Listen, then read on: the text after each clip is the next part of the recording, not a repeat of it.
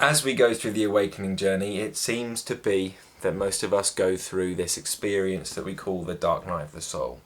It's an emotional roller coaster. It's deeply emotionally painful, but because of this pain, it's releasing so much inside of us. The pain is a release. The pain is a dropping away of old, and it's almost like a recycling process so that we're ready for the new. But when you're in the middle of it, you can't see the new, can you? You can just see the old that's dropping, and it's like, oh, I'm scared. And it's a real big test of trust. Some people are beginning to wonder why this is happening to them. Most of you know that you're on this path and you want to become the best version of yourself. You want this life for you. But some people come from a blame mentality. Hi, me. And they do want to know why this pain is happening inside of them, and that's cool too. So it's why I'm here. So I'm going to go through 5 reasons why I saw in myself why there was pain and why I was feeling this pain so deeply in the dark night of the soul.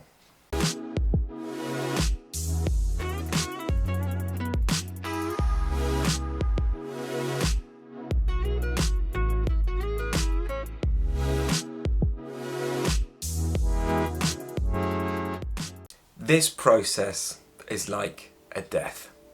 And when death comes, mourning happens. There's grief.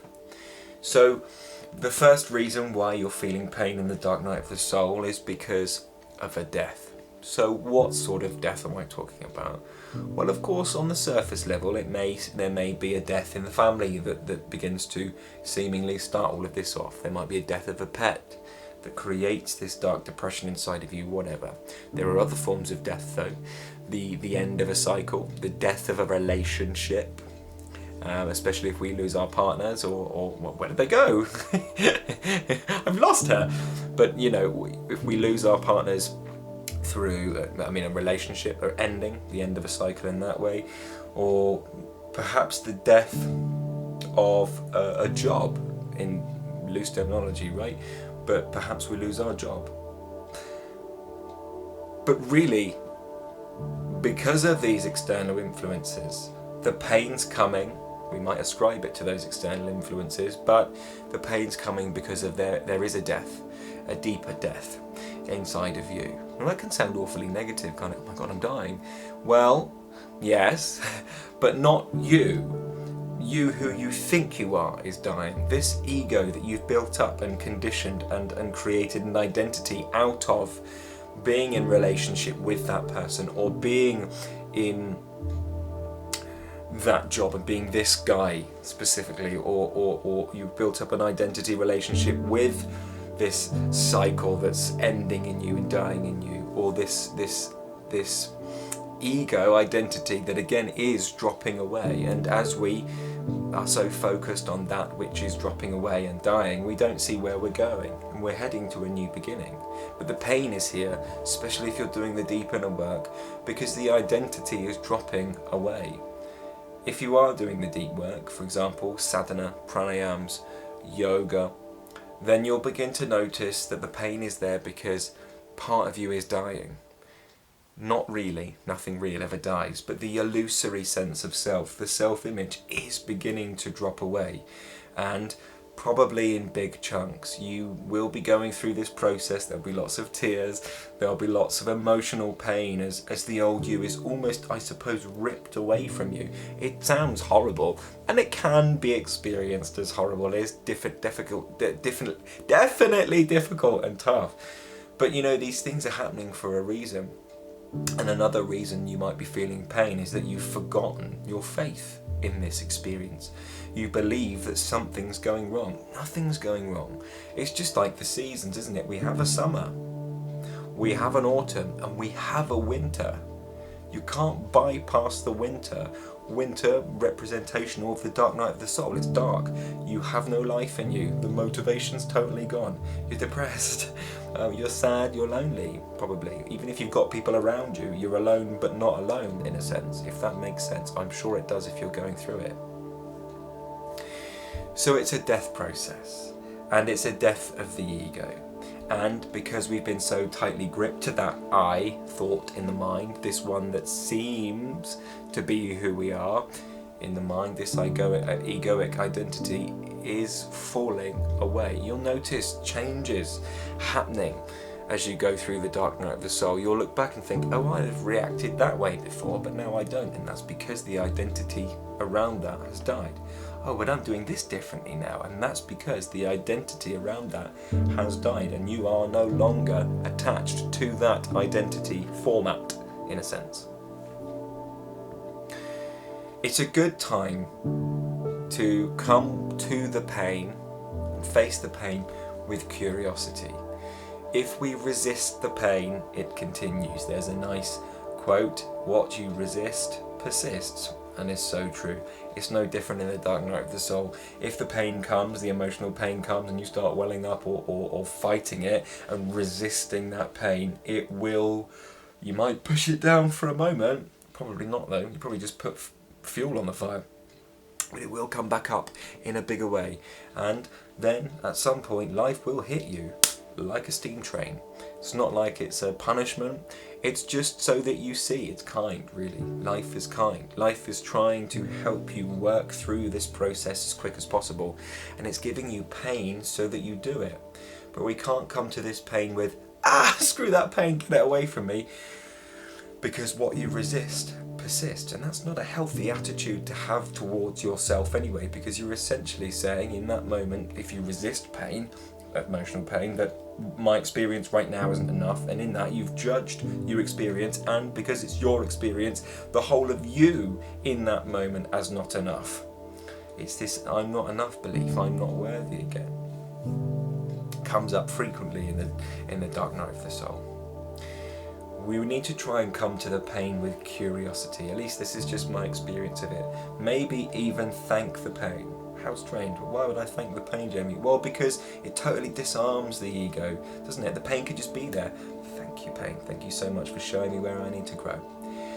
And then that's disarmed the ego, meaning that one that goes, screw this pain. Why is this happening to me? Why always me? Why can't I just enjoy my life? How long am I going to be in this for? Where's all my money going?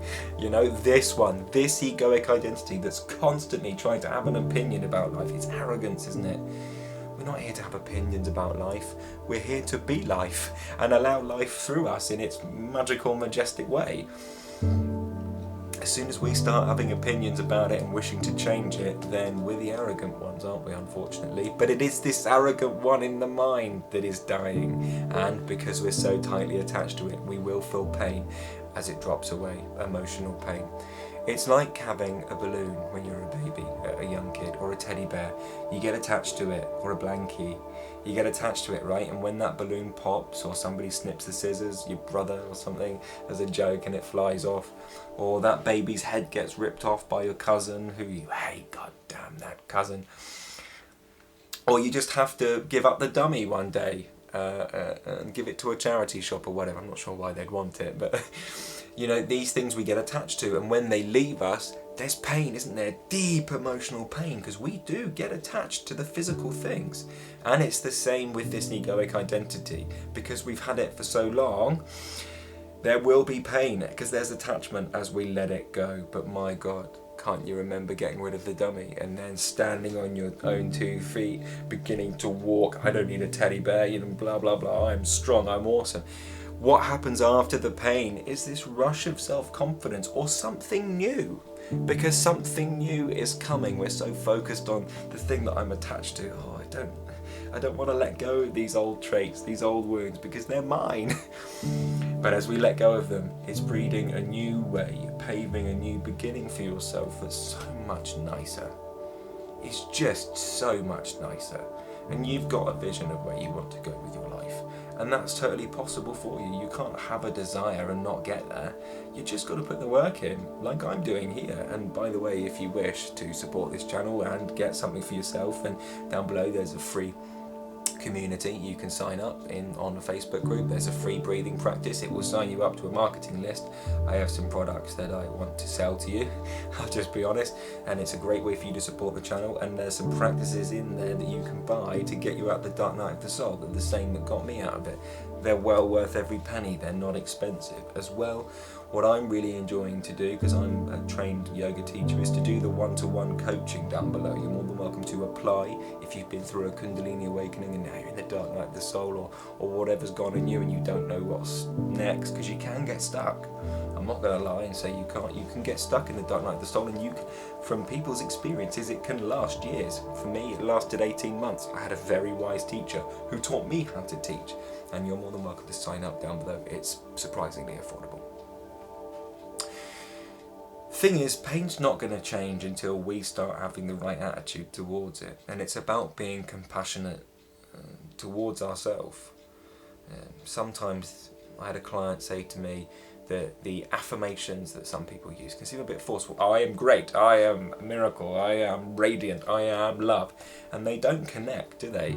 Sometimes, because we can't get from there to there. So I don't mean self-compassion in that way, but I just mean kind self-talk. We need to give ourselves a bit of a break. I think truly that's what this journey's about, is just giving yourself a bit more of a break. Because we constantly have these ideals, oh, I should be this way, especially as we go through the dark night of the soul. I'm a spiritual person now, I must do this, and I can't have a drink, I can't have a glass of wine at night, or I can't eat a Burger King, or whatever it is. And you can do all of these things, therefore, I can't smoke a doob, or, but you can. You're more than welcome to do them. There's consequences, we know that. If you eat a chicken burger from, Burger King, your cholesterol's going to rise. And you're not going to feel so great the next day. And for a few hours afterwards, there's consequences. If you drink a glass of wine, you're probably going to have a hangover. They're all right to do if you're willing to take the consequences. But it's about not creating an ideology. Oh, I can't do that, I can never do that, because that makes you tight. And then, you're not a spiritual person at all. It's about giving yourself a break and having some compassionate self-talk. Oh, well, I'm all right. Well, it's okay that I like some wine. At least I'm going to do it consciously, Or it's okay that I still want this addictive food. I'm just going to go for it. I'm going to smile and say, yeah, I'm going to have it and I'm going to enjoy it. And why not bring the best intention to it? I'm going to eat this chicken burger to save world hunger, or whatever. If you keep doing that, you won't do it so much, because the intention's totally wrong. Totally out of an alignment. Another reason why you might be feeling pain, and this is the biggest one really, I suppose, is that you're just being a little bit lazy with your thoughts. You're just letting negative thoughts snowball and continue and continue and continue until you end up 15 minutes later in this totally negative state of being. You're like, see, this is life's fault. Why is it life's fault? I feel like this. Oh, I don't like feeling like this. I don't say it to mock, because it just takes a bit of responsibility, because I was like that, totally not taking responsibility for my own life and then blaming life for the reason why my thoughts were negative and why I was feeling this way. But really, it was all to do with me. I just let that negative momentum go on and on and on and on and on and on and on and on and on. So if you're going through a lot of negativity in the mind, use the breathing practice down below. It's free. Give it a go. It will get you out of one of those moments, so long as you're focused with it. Finally,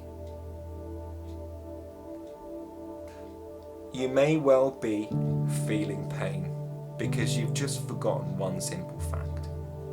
One, that I suppose it's two. One, that life is kind. And two, that life is always working out for you. You're meant to be in this stage of awakening for a reason. You can't bypass winter.